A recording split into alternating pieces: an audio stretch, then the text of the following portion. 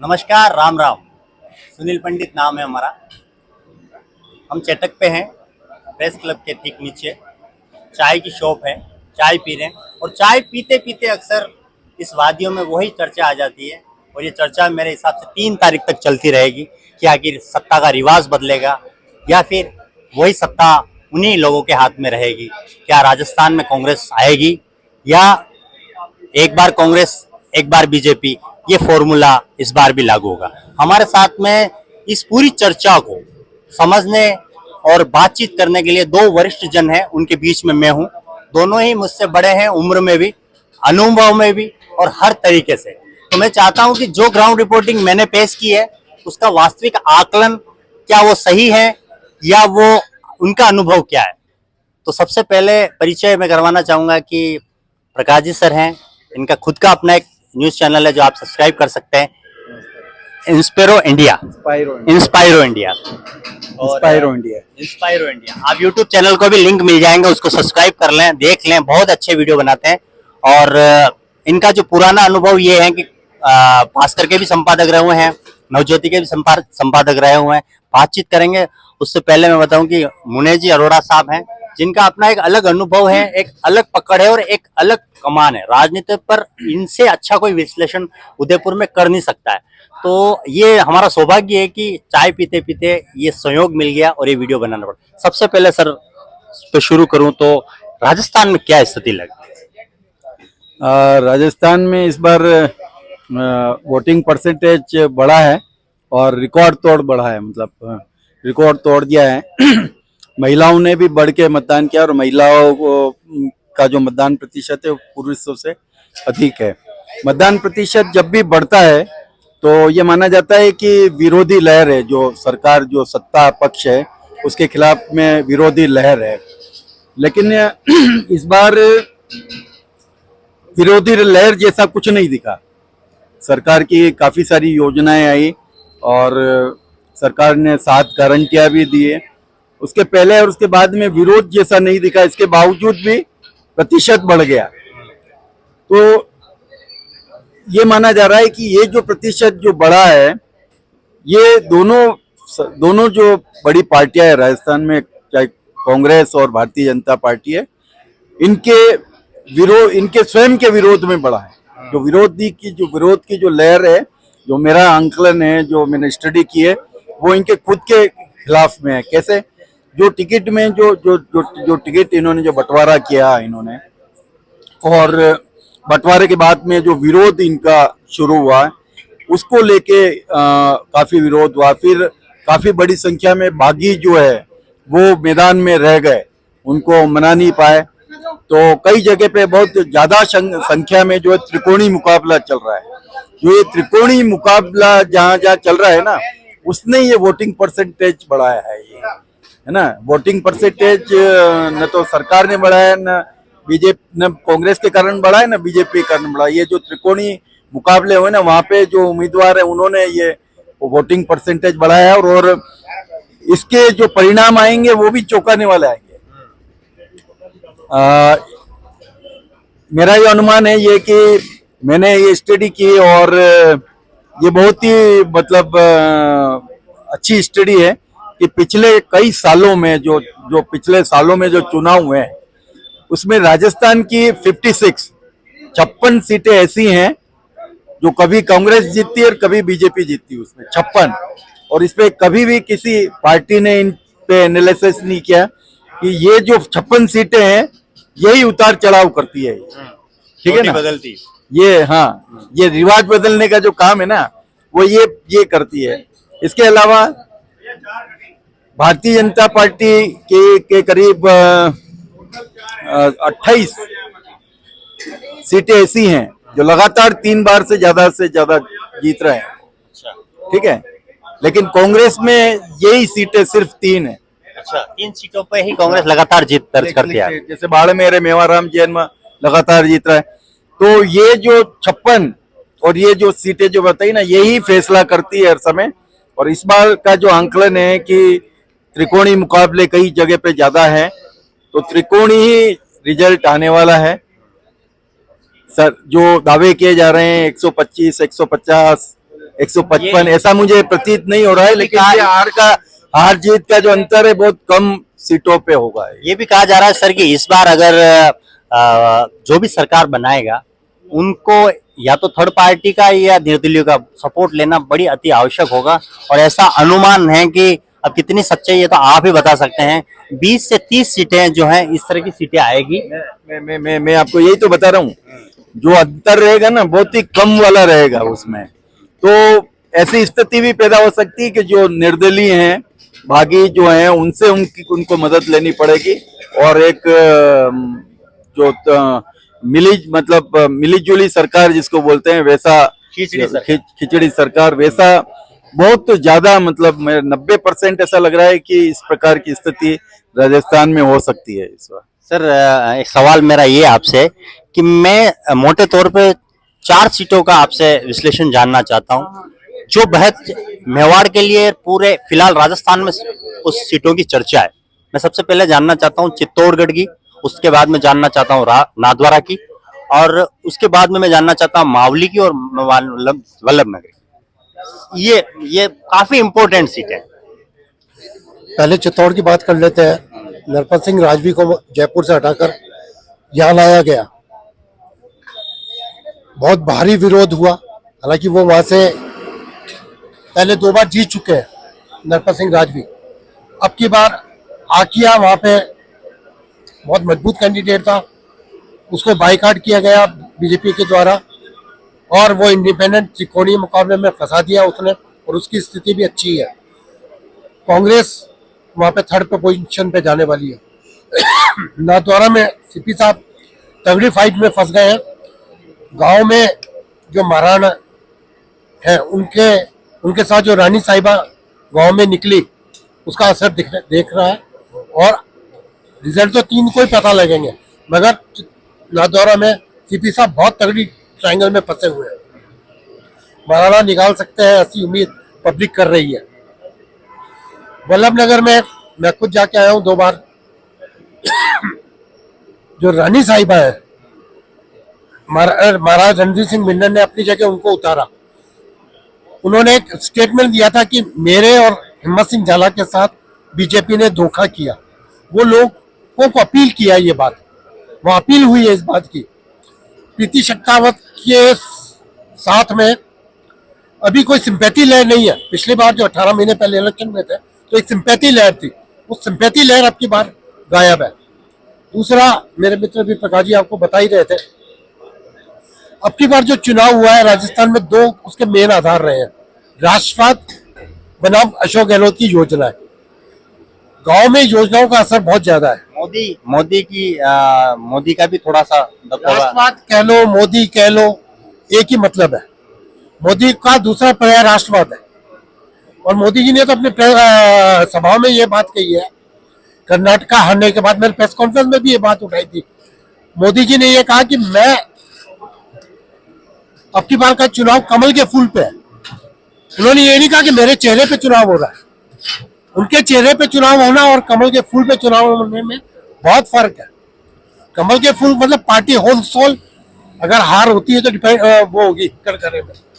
अगर उनके चेहरे पे लड़ा जाता तो मोदी खुद कटघरे में होते, जो कर्नाटक में हुआ। तो बीजेपी ने इसको बड़ा टैक्टिकली हैंडल किया। रही बात मावली की, मावली में पुष्कर डांगी की पोजीशन काफी अच्छी नजर आ रही है, क्योंकि बीजेपी के जो कैंडिडेट है दशोरा जी, और जो सामने कैंडिडेट खड़ा हुआ है कुलदीप सिंह चुंडावत, बीजेपी के केजी पालीवाल, केजी पालीवाल, उनके और बीच में आपस में वोट कटेंगे उनके। पुष्कर डांगी को सीधा फायदा मिलेगा। कुलदीप सिंह से नुकसान होगा बीजेपी को, आप सीधा तौर से। सर उदयपुर शहर में इस बार का सीट काफी चर्चा में रही, क्योंकि यहाँ पर कांग्रेस ने एक नया दाव खेला है, और चूंकि इस बार जो ये गुलाब चंद जी कटारिया की जो परंपरागत सीट थी वहां पे कटारिया जी नहीं लड़ पाए, नया कैंडिडेट था, तो क्या समीकरण बन रहे हैं, किस तरह से ये चुनाव इसका परिणाम सामने आने वाला? देखिए, गुलाब जी कटारिया इस बार चुनाव नहीं लड़ रहे हैं, इसका तो इससे कोई ज्यादा फर्क पड़ने वाला है नहीं। इसकी वजह ये है कि बीजेपी में क्या होता है कि एक मास वो कैडर है उनका, है ना, जो निचले लेवल तक काम करता है। वो पन्ना प्रमुख है, बूथ प्रमुख है, शक्ति केंद्र प्रमुख है, मंडल के प्रमुख है। उनकी बहुत बड़ी एक टीम, एक चेन है जो टीम काम करती है। उसमें चाहे वो अब चाहे गुलाब चंद कटारिया को लड़वा ले, चाहे वो रविंद्र श्रीमाली को लड़वा ले, चाहे ताराचंद को लड़वा ले, वो कैडर तो काम करेगा ही करेगा। ठीक है, तो वो तो उससे कोई फर्क नहीं पड़ने वाला। दूसरा, उनके साथ में एक आरएसएस की लॉबी पूरी उनके साथ में है। बड़ी संख्या में शाखाएं जो है, वार्ड वार्ड में शाखाएं चल रही है, और वहाँ पे स्वयंसेवक जो है वो जाते हैं, और वो निश्चित तौर पे वो जो कैडर है वो बीजेपी का ही है, मान के चलिए आप पूरा। तो इससे कोई फर्क नहीं पड़ता है कि उससे। दूसरा, जो कांग्रेस ने एक प्रयोग किया है, चाहे इसको मान लें कि प्रयोग किया है, कि गौरव वल्लभ जो राष्ट्रीय प्रवक्ता हैं उनको यहाँ पे उतारा है, और वो कोशिश, और एक नया चेहरा है उदयपुर को देने की कोशिश की है। लेकिन इस नए चेहरे पे सबसे पहले आरोप लग गया बाहरी होने का, क्योंकि वो उदयपुर के हैं नहीं, और अचानक से अपनों उदयपुर, अपनों गौरव के जब लोगों ने बैनर, पोस्टर, होर्डिंग देखे तो लोगों को एकदम से एकदम आश्चर्य में पड़ गया कि ये कौन है। फिर धीरे धीरे जो जो उनका प्रचार हुआ काफी, तो उन्होंने ये माहौल बनाने की पूरा उसमें सफल हो गए कि वो जो बाहरी वाला जो मुद्दा है वो उन्होंने खत्म कर दिया लगभग। लास्ट तक आते आते विरोधियों को भी करीब करीब उन्होंने लास्ट आते आते बिल्कुल समाप्त। हाँ, विरोधियों को भी उन्होंने, जो भी थे कांग्रेस के। लेकिन कांग्रेस में जो एक कमी मुझे जो पिछले कई सालों में जो लग रही, जो आपने भी कहा कि पिछले परंपरागत सीट बनी हुई है, 20 सालों से लगातार जीत रहे हैं, वो यही अंतर है। कांग्रेस के पास में निचले लेवल पे जो कैडर है उसकी कमी है, बीजेपी के पास में ये बहुत मजबूत बनी हुई है, और उदयपुर में खास तौर से इसकी पकड़ बहुत ज्यादा अच्छी है। तो वो जो बाहरी वाला जो मुद्दा है वो उन्होंने खत्म कर दिया। और परिणाम क्या आने वाले हैं सीधे? परिणाम देखिए, इसके अंदर दो चीजें हो गई। मैंने पहले भी किसी एक चैनल में मैंने बताया था कि उदयपुर में 2,44,000 के करीब जो है वो मतदाता हैं। वोटिंग परसेंटेज 67% के आसपास, ये 67% वोटिंग हुई है उसमें। तो 1,62,000 63,000 के करीब ये वोटिंग हुई है उसमें। ठीक है, तो उदयपुर में जो भी 75,000 से ऊपर जिसके वोट आ जाते हैं, 75,000 से, वो विनिंग कैंडिडेट है यहाँ पे। अच्छा, विनिंग कैंडिडेट है 75, क्योंकि आधे से ऊपर जो भी आया है वो जीत गया वो पूरा। अब इसके अंदर क्या है कि कांग्रेस का जो पिछले कई सालों में जो चुनाव हुए हैं उसके जो अधिकतम जो वोटिंग है वो 65,000 की रही है। अच्छा, गिरजा व्यास को जो वोट मिले थे 65,000। तो ये 9-10 हजार का जो है ये अंतर रहता है। अब इसके अंदर 8,000 आपके नए मतदाता जुड़ गए इसमें। ठीक है, मैं इसको अगर डिस्ट्रीब्यूट कर देता हूँ तो 74,000 पिछली बार गुलाब चंद कटारिया को मिले थे, तो वो 78,000 हो जाते हैं। मैं इसमें इनको जोड़ देता हूँ, गौरव वल्लभ जी के यही वाले, तो ये करीब 69 के पास इसके आप हो जाते हैं। इसके बाद भी वो पीछे चल रहे हैं। और पिछली बार दलपत सुराणा जी ने चुनाव लड़ा था, वो बीजेपी के ही थे पूरे। इस बार देखे गए, इस बार बीजेपी के साथ में देखे गए, बीजेपी के साथ में देखे गए, और कैडर जो था वो बीजेपी का ही था, जो वोट देने वाला था उनको, चाहे वो जनता सेना से लड़े हो। तो वो उनके 3,000 प्लस प्रवीण रतलिया जो चुनाव लड़े थे उनको करीब 9,000 के आसपास मिले। तो ये 11,000 वोट जो है वो इस बार ऐसा कहा जा रहा है कि प्रवीण रतलिया की कुछ जो टीम थी, कुछ युवा थे, उसको भी बीजेपी ने अपनी तरफ मिला लिया। बीजेपी के ही थे, वो पहले भी बीजेपी के ही थे, बीजेपी के ही थे, लेकिन वो प्रवीण रतलिया की तरफ भावुक होकर उनकी तरफ चले गए थे। तो ये वोट भी जो है वो बीजेपी की तरफ है। इसमें से अगर मैं 50% फिर कर देता हूँ दोनों के, कि भाई जो 11,000 वोट को मैं आधा आधा कर देता हूँ, इसके बाद में भी बीजेपी अभी प्लस में चल रही है इसमें। तो देखते हैं, अभी दो चीजें हैं कि एक तरफ जो है कांग्रेस की जो योजनाएं थी उससे भी लोग प्रभावित हुए हैं, और राष्ट्रवाद और हिंदुत्व जो है उससे भी जो युवा है वो प्रभावित हुआ। 8,000 जो नए जुड़े हैं वो सब युवा है ना, तो वो हिंदुत्व और उसकी तरफ जो जाएंगे तो बीजेपी। और मैंने एक चाय पिलाओ ना। कुछ परिवारों से मैं जो बात कर रहा था अभी, मैं कम से कम 15-20 परिवारों से मिला। एक परिवार में मुझे बहुत रोचक स्थिति देखने को मिली। वो ये थी कि मैंने उस महिला से बात किया तो कि आपने किसको वोट दिया, करो बोलो ना। तो महिला ने कहा कि मैंने कांग्रेस की योजना जो है उससे प्रभावित होके कांग्रेस को दिया है, क्योंकि हमारे घर में भी एक घटना हुई थी और उस घटना ने ऐसा प्रभावित किया कि हमने प्राइवेट हॉस्पिटल में 70-80 हजार रुपए खत्म कर दिए 2 दिन के अंदर। फिर हमको तत्काल निर्णय लेना पड़ा और सरकारी हॉस्पिटल में गए, वहां हमारा सारा इलाज फ्री हुआ वहां पे चिरंजीवी योजना में। तो वो उससे प्रभावित होके मैंने वोट कांग्रेस को दिया है। अच्छा। और उनकी जो बहू थी, क्योंकि वो भी प्रभावित थी, तो उसने भी वोट कांग्रेस को दिया है। उसके 3 बच्चे हैं, 1 लड़की 2 लड़के। तो एक लड़का खड़ा था, मैंने उससे भी बात की, भैया आप भी, तो उसने स्पष्ट जवाब दिया। उसने कहा कि मैंने बहुत कोशिश की कांग्रेस की बटन दबाने की, लेकिन मेरे से बटन दबा ही नहीं, क्योंकि मैं मोदी जी से प्रभावित हूँ। अच्छा, दब नहीं पाया। मेरे हाथ वहां हिलने लगे, ऐसे मतलब वो मजाक में कि मेरे हाथ हिलने लगे और मेरा वोट जो है वो कमल की तरफ ही गया। तो मतलब ये कि जो युवा है, जो यूथ है, वो किसी न किसी तरीके से राष्ट्रवाद है चाहे हिंदू थे उसकी तरफ इफेक्ट है उनका, और वो प्रभाव देखने को मिल रहा है। और काफी सारे युवाओं से मैंने बात की तो वो इसी बात की ओर इंगित करते हैं। लेकिन जो कुछ लोग, काफी सारे लोग योजनाओं से भी प्रभावित हुए हैं। लेकिन एक पक्ष और है इसके अंदर, जो योजनाएं हुई जो सरकार ने लागू की है उसमें जैसे 10 लोग हैं, उसमें 4 को फायदा मिला है, 6 को नहीं मिला है। कैसे? जैसे कि आपने अन्नपूर्णा योजना है, तो अन्नपूर्णा योजना के लिए उन्होंने चयनित परिवारों के लिए थी, तो चयनित परिवारों में से बहुत 10 के 10 तो आएंगे नहीं उसमें। ऐसे ही 450 में जो सिलेंडर की योजना थी वो भी यही थी, चयनित परिवारों के लिए थी, है ना। तो ये जो योजनाएं जो थी वो सब चयनित परिवारों के लिए, तो उसका लाभ सबको नहीं मिला। इसका भी एक वर्ग को ही, हाँ, तो कुछ को अगर फायदा हुआ है तो कुछ को नुकसान भी हुआ है। तो कुछ सरकार के पक्ष में जाएंगे तो विपक्ष में भी जाएंगे उसके। एक अंतिम सवाल, आदिवासी क्षेत्रों में स्थानीय जो पार्टियां हैं इस बार काफी एक्टिव देखी गई, और चाड़ोल, खेरवाड़ा, सलुम्बर, इन सीटों की बात करें तो सीटों पर यहाँ क्या स्थिति, क्या ये जो स्थानीय पार्टी है ये जो राष्ट्रीय पार्टियों को टक्कर दे पाएगी, इनका समीकरण बिगाड़ पाएगी या नहीं बिगाड़ पाएगी? आपका सीधा आशय बीटीपी और बाप से है। बीटीपी का दूसरा रूप बाप है। बीटीपी ने पिछली बार 2 सीटें ली थी ट्राइबल एरिया में। जनजाति क्षेत्र का अपना एक संस्कृति अलग है, रहने सहने का ढंग अलग है। बिलिस्तान की मांग भी उठी थी। भारतीय जनता पार्टी हो चाहे कांग्रेस हो, इन बीटीपी और बाप से पहले अच्छी पकड़ थी इस एरिया में।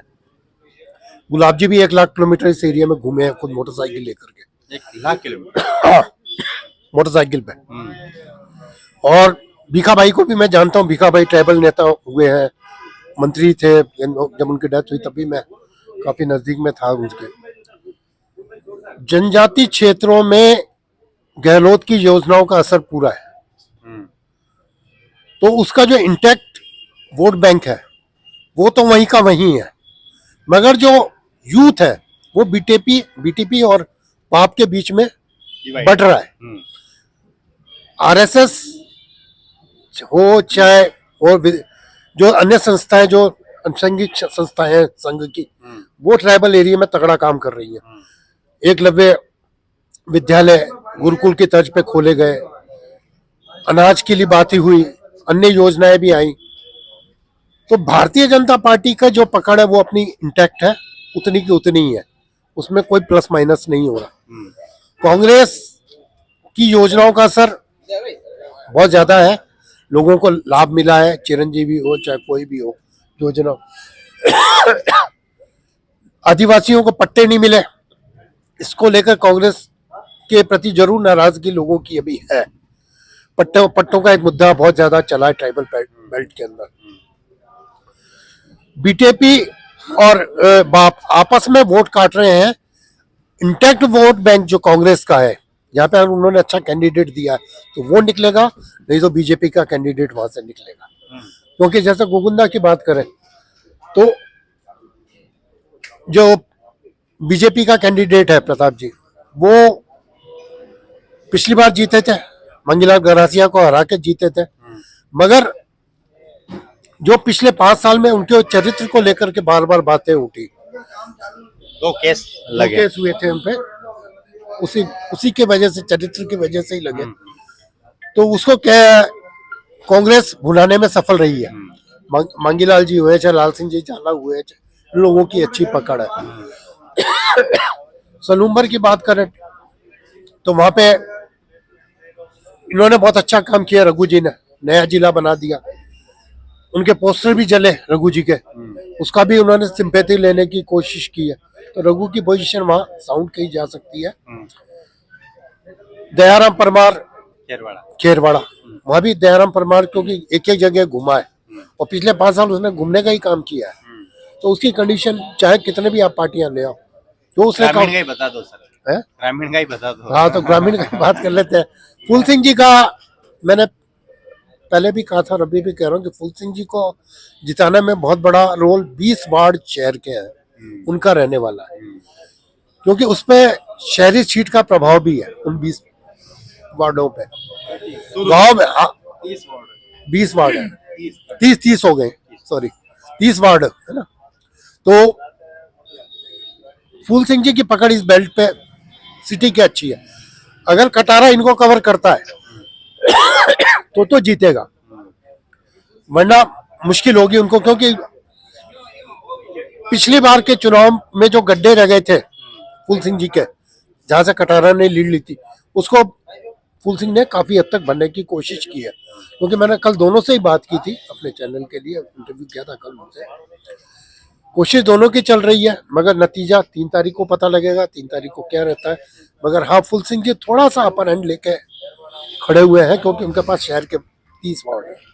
देखिए, हमने उन लोगों से बात की, उन लोगों से चर्चा की जिनका अपना एक अलग अनुभव है, अलग उनकी एक राजनीति पर पकड़ है, और हमें ये चर्चा करके बहुत अच्छा लगा। आपको कैसा लगा है कमेंट्स बॉक्स में जरूर बताएं, ताकि हमें हौसला अफजाई होती रहे और हम ऐसे रोचक और चौचक वीडियो बनाते रहे। शुक्रिया, धन्यवाद।